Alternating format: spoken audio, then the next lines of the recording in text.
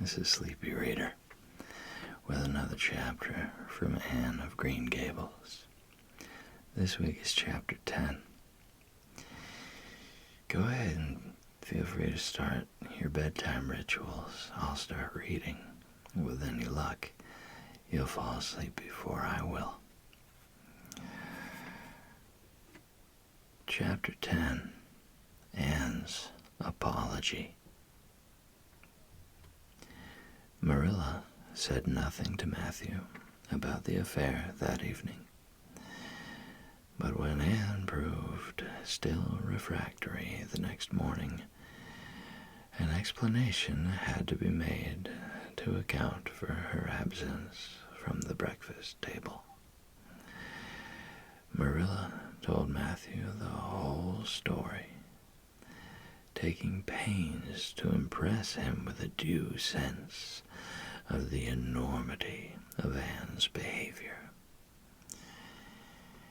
It's a good thing Rachel Lynde got a calling down. She's a meddlesome old gossip, was Matthew's consolatory rejoinder. Matthew Cuthbert, I'm astonished at you. You know that Anne's behavior was dreadful, and yet you take her part. I suppose you'll be saying next thing that she oughtn't to be punished at all. Well, now, no, not exactly, said Matthew uneasily. I reckon she ought to be punished a little. But don't be too hard on her, Marilla. Recollect, she hasn't ever had anyone to teach her right. You're going to give her something to eat, aren't you? When did you ever hear of me starving people into good behavior? Demanded Marilla indignantly. She'll have her meals regular, and I'll carry them up to her myself. But she'll stay up there until she's willing to apologize to Mrs. Lynde. And that's final, Matthew.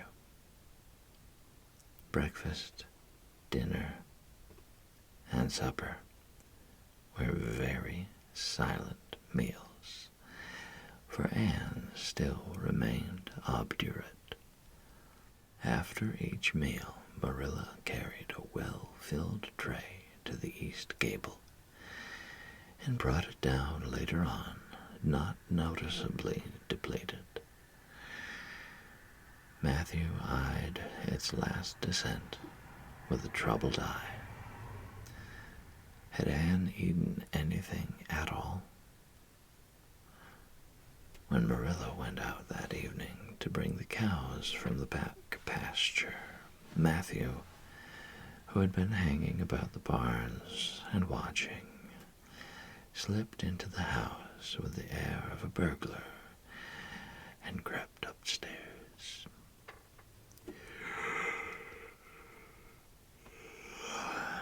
As a general thing, Matthew gravitated between the kitchen and the little bedroom off the hall where he slept. Once in a while, he ventured uncomfortably into the parlor or sitting room when the minister came to tea. But he had never been upstairs in his own house since the spring he helped Marilla paper the spare bedroom. And that was 4 years ago. He tiptoed along the hall and stood for several minutes outside the door of the east gable before he summoned courage to tap on it with his fingers, and then opened the door to peep in. Anne was sitting on the yellow chair by the window, gazing mournfully out into the garden. Very small and unhappy she looked, and Matthew's heart smote him. He softly closed the door and tiptoed over to her. Anne, he whispered, as as if afraid of being overheard. "How are you making it, Anne?" Anne smiled wanly. "Pretty well. I imagine a good deal, and that helps to pass the time. Of course, it's rather lonesome, but then I may as well get used to that." Anne smiled again, bravely facing the long years of solitary imprisonment before her. Matthew recollected that he must say what he had come to say without loss of time, lest Marilla return prematurely. "Well now, Anne, don't you think you'd better do it and have it over with?" he whispered. "It'll have to be done sooner or later, you know, for Marilla's a dreadful determined woman. Dreadful determined, Anne. Do it right off, I say, and have it over." "Do you mean apologize to Mrs. Lynde?" "Yes, apologize. That's the very word," said Matthew eagerly. "Just smooth it over, so to speak. That's what I was trying to get at." "I suppose I could do it to oblige you," said Anne thoughtfully. "It would be true enough to say I am sorry, because I am sorry now. I wasn't a bit sorry last night. I was mad clear through, and I stayed mad all night. I know I did, because I woke up 3 times, and I was just furious every time. But this morning it was all over. I wasn't in a temper anymore, and it left a dreadful sort of goneness, too. I felt so ashamed of myself, but I just couldn't think of going and telling Mrs. Lynde so. It would be so humiliating. I made up my mind I'd stay shut up here forever rather than do that. But still, I'd do anything for you, if you really want me to." "Well, now, of course I do. It's terrible lonesome downstairs without you. Just go and smooth it over. That's a good girl." "Very well," said Anne resignedly. "I'll tell Marilla as soon as she comes in that I've repented." That's right, Anne. But don't tell Marilla I said anything about it. She might think I was putting my oar in, and I promised not to do that." "Wild horses won't drag the secret from me," promised Anne solemnly. "How would wild horses drag a secret from a person anyhow?" But Matthew was gone, scared at his own success. He fled hastily to the remotest corner of the horse pasture, lest Marilla should suspect what he had been up to. Marilla herself, upon her return to the house, was agreeably surprised to hear a plaintive voice calling "Marilla" over the banisters. "Well," she said, going into the hall, "I'm sorry I lost my temper and said rude things, and I'm willing to go and tell Mrs. Lynde so."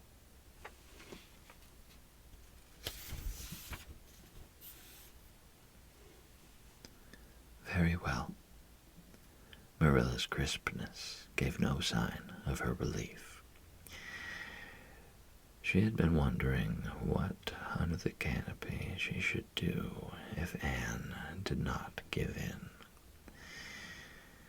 "I'll take you down after milking."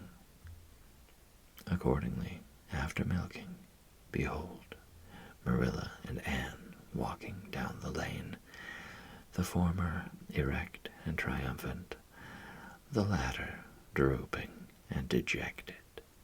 But halfway down, Anne's dejection vanished as if by enchantment. She lifted her head and stepped lightly along, her eyes fixed on the sunset sky, and an air of subdued exhilaration about her. Marilla beheld the change disapprovingly. This was no meek penitent such as it behoved her to take into the presence of the offended Mrs. Lynde. "What are you thinking of, Anne?" she asked sharply. "I'm imagining out what I must say to Mrs. Lynde," answered Anne dreamily. This was satisfactory, or should have been so. But Marilla could not rid herself of the notion that something in her scheme of punishment was going askew. Anne had no business to look so rapt and radiant.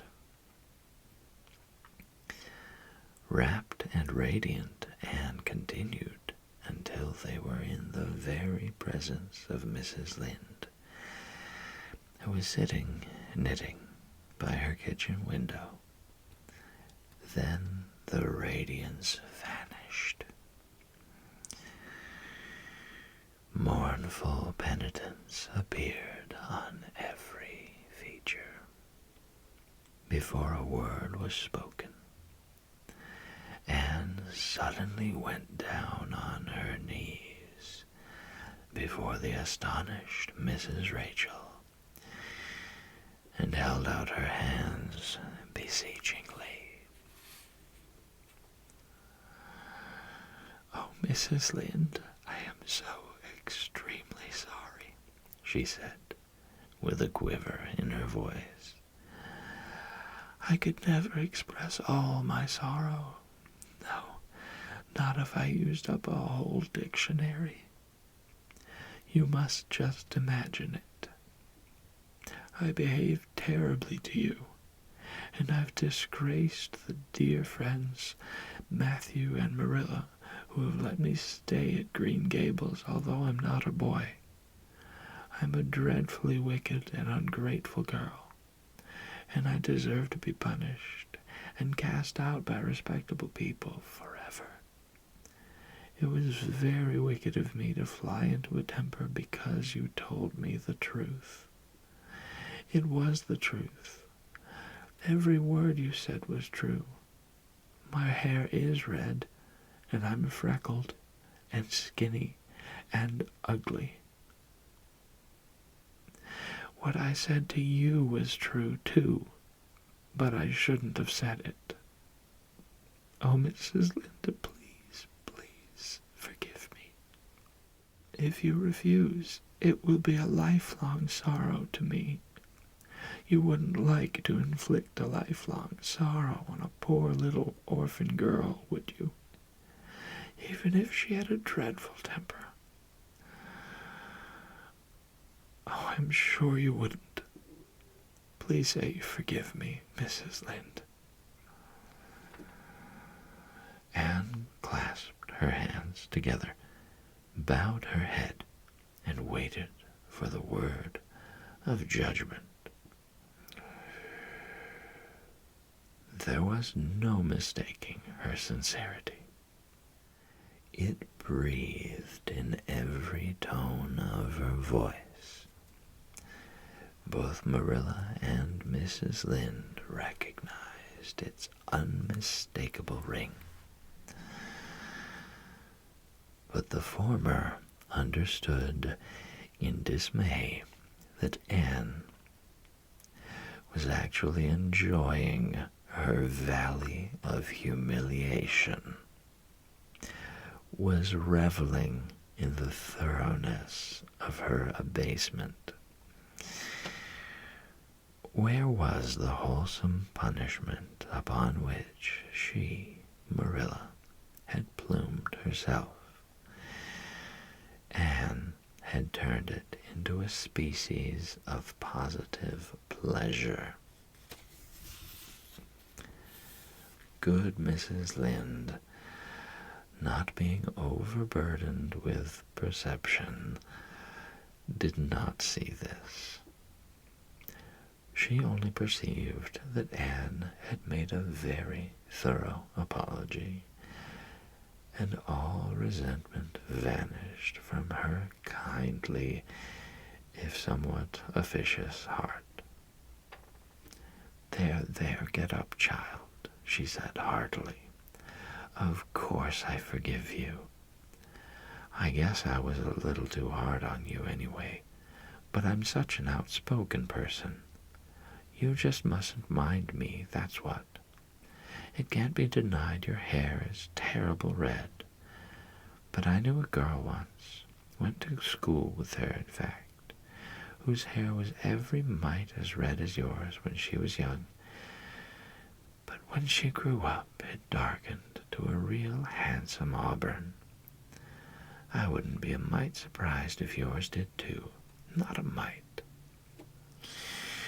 Oh, Mrs. Lynde. Anne drew a long breath as she rose to her feet. You have given me a hope. I shall always feel that you are a benefactor. Oh, I could endure anything if I only thought my hair would be a handsome auburn when I grew up. It would be so much easier to be good if one's hair was a handsome auburn, don't you think? And now may I go out into your garden and sit on that bench under the apple trees while you and Marilla are talking? There's so much more scope for imagination out there. Laws, yes, run along, child. And you can pick a bouquet of them white June lilies over in the corner if you like. As the door closed behind Anne, Mrs. Lynde got briskly up to light a lamp. She's a real odd little thing. Take this chair, Marilla. It's easier than the one you've got. I just keep that for the hired boy to sit on. Yes, she certainly is an odd child, but there is something kind of taking about her, after all.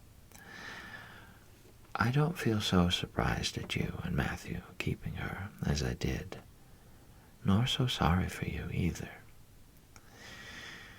She may turn out all right. Of course, she has a queer way of expressing herself, a little too kind of forcible, you know. But she'll likely get over that now that she's come to live among civilized folks. And then, her temper's pretty quick, I guess. But there's one comfort. A child that has a quick temper just blaze up and cool down. Ain't never likely to be sly or deceitful. Preserve me from a sly child, that's what. On the whole, Marilla, I kind of like her.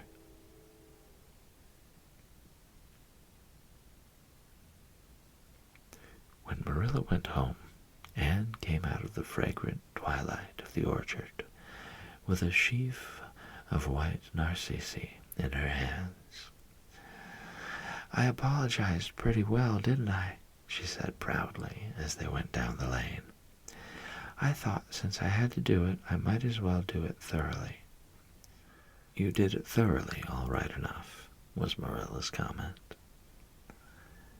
Marilla was dismayed at finding herself inclined to laugh over the recollection. She had also an uneasy feeling that she ought to scold Anne for apologizing so well, but then that was ridiculous. She compromised with her conscience by saying severely, "I hope you won't have occasion to make many more such apologies. I hope you'll try to control your temper now, Anne."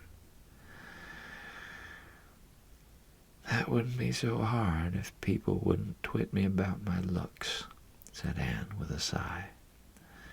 "I don't get cross about other things, but I'm so tired of being twitted about my hair, and it just makes me boil right over. Do you suppose my hair will really be a handsome auburn when I grow up?" "You shouldn't think so much about your looks, Anne. I'm afraid you are a very vain little girl." "How can I be vain when I know I'm homely?" protested Anne. "I love pretty things, and I hate to look in the glass and see something that isn't pretty. It makes me feel so sorrowful, just as I feel when I look at any ugly thing. I pity it because it isn't beautiful." "Handsome is as handsome does," quoted Marilla. "I've had that said to me before, but I have my doubts about it," remarked skeptical Anne, sniffing at her narcissi. "Oh, aren't these flowers sweet? It was lovely of Mrs. Lynde to give them to me. I have no hard feelings against Mrs. Lynde now. It gives you a lovely, comfortable feeling to apologize and be forgiven, doesn't it? Aren't the stars bright tonight? If you could live in a star, which one would you pick?" "I'd pick that lovely, clear, big one away over there above the dark hill." "And do hold your tongue," said Marilla, thoroughly worn out, trying to follow the gyrations of Anne's thoughts. Anne said no more until they turned into their own lane. A little gypsy wind came down it to meet them, laden with the spicy perfume of young dew-wet ferns. Far up in the shadows, a cheerful light gleamed out through the trees from the kitchen at Green Gables.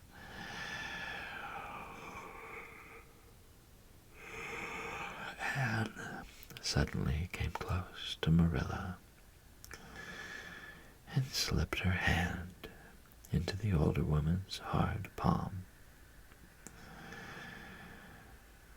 "It's lovely to be going home and know it's home," she said. "I love Green Gables already, and I never loved any place before. No place ever seemed like home.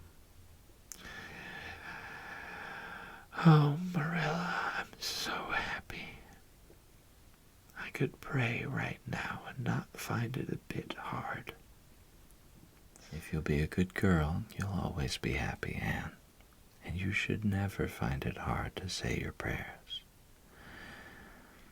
"Saying one's prayers isn't exactly the same thing as praying," said Anne meditatively.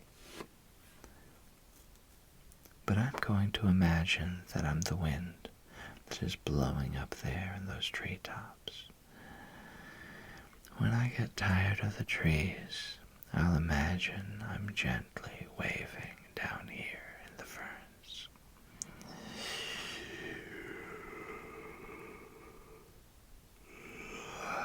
And then I'll fly over to Mrs. Lynde's garden and set the flowers dancing. And then I'll go with one great swoop over the clover field. And then I'll blow over the lake of shining waters and ripple it all up into little sparkling waves. Oh, there's so much scope for imagination in a wind.